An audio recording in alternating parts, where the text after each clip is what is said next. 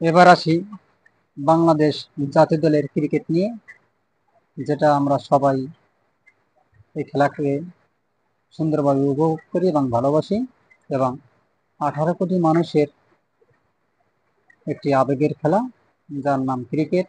এখানে দুজন প্লেয়ার, সত্যি কথা তাদের প্রশংসা না করলেই নয়। এক সাকিব আল হাসান, তিনি তার আন্তর্জাতিক কেরিয়ারে 14,000 রানের মাইলফলক স্পর্শ করছেন এবং 700 উইকেট স্পর্শ করতে তিনি সমর্থন হয়েছেন, এবং বিশ্ব ক্রিকেটে সর্বপ্রথম রেকর্ড সাকিব আল হাসান বাংলাদেশের একমাত্র ক্রিকেটার তিনি।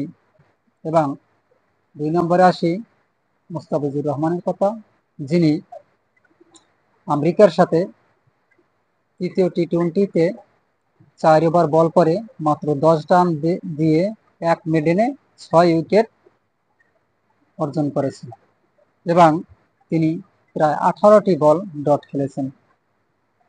সত্যি কথা, বিশ্বকাপের আগে এমন পারফরমেন্স খুবই ভালো, এবং দলের জন্য একটা ভালো